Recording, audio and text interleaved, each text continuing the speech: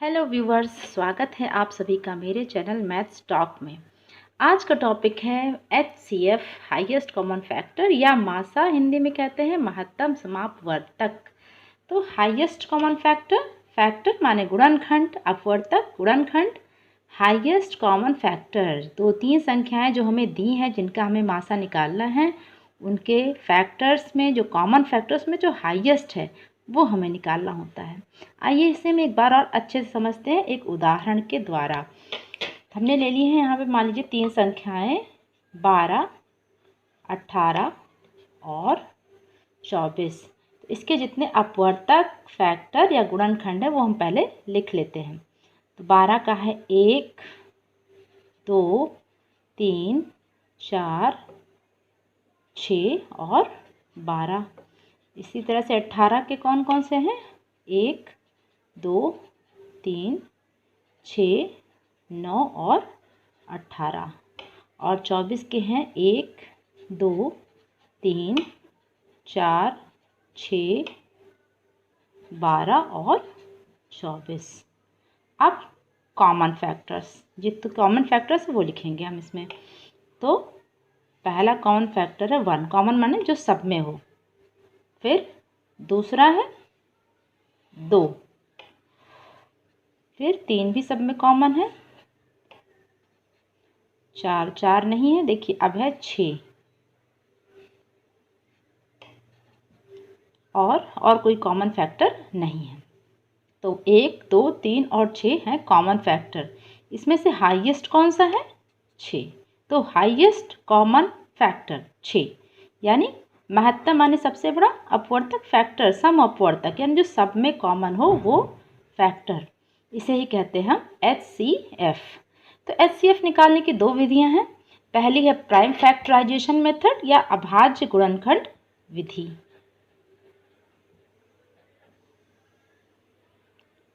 अभाज्य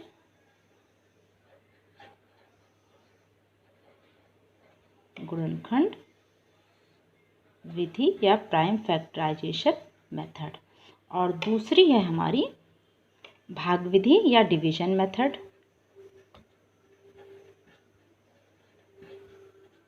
तो आज के वीडियो में हम ये दोनों विधियां, HCF निकालने की दोनों विधियां सीखेंगे। पहले चलिए सीखते हैं अभाज्य गुणनखंड या प्राइम फैक्टराइजेशन मेथड। चलिए हम एक ले लेते हैं यहाँ पर दो उदाहरण। मान लीजिए दो संख्या है हमारे पास 180 और 192। इनका हमें अभाज्य गुणनखंड विधि से HCF निकालना है। तो सबसे पहले हम इनका अभाज्य गुणनखंड यानी प्राइम फैक्टराइजेशन करेंगे। तो ये मैंने करना शुरू किया। इसे 2 से कटा 90, फिर 2 से कटा 45, फिर 3 से 15, फिर 5 और ये हो गया। इसी तरह से 192 का भी कर लेंगे। दोनों ये हो गया, फिर ये, इसका पूरा इसी तरह से जितने भी हमें गिनतियाँ मिलेंगी, जितनी भी संख्याएं रहेंगी, सबका हम कर लेंगे प्राइम फैक्टराइजेशन। अब ये सारे इसके फैक्टर, ये सारे 192 फैक्टर, इनको हम इन संख्याओं के सामने लिख लेते हैं। 2 गुणे 2 गुणे 3 गुणे 3 गुणे 5, और इसी तरह से इसमें है 6 बार 2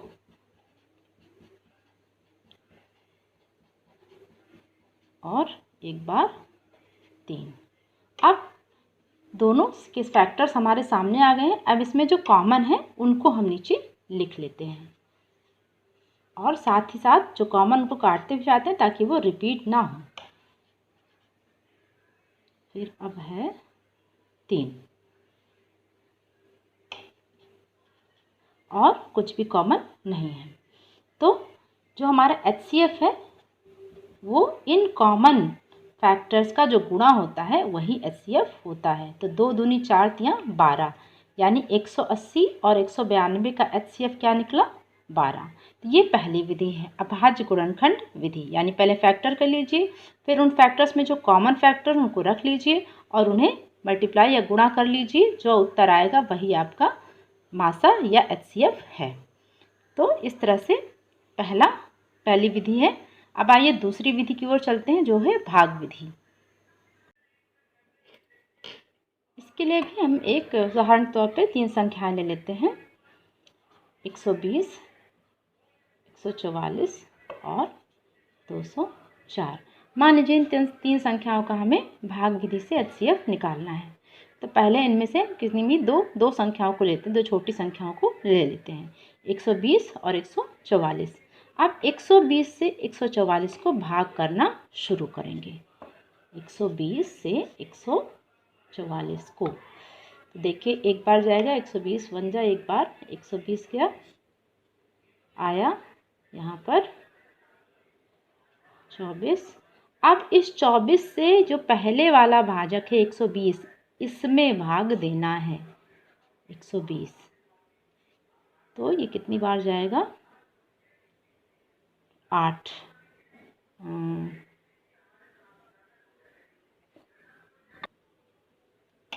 5 बार जाएगा, 5 चौके 20, 5 दूनी 10, 2 12। तो 24 से ये कट गया। अब इस 24 से आपको भाग देना है जो तीसरी संख्या है उसमें। 24 से हम तीसरी संख्या में भाग देंगे। तो ये कितनी बार आया,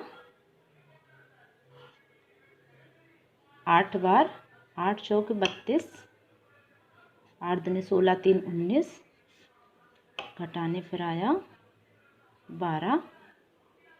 इस 12 से इस 24 को भाग करेंगे,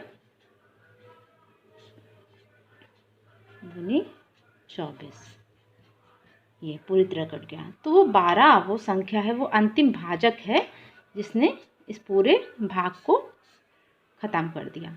तो 12 ही इन तीनों संख्याओं का HCF या मासा है।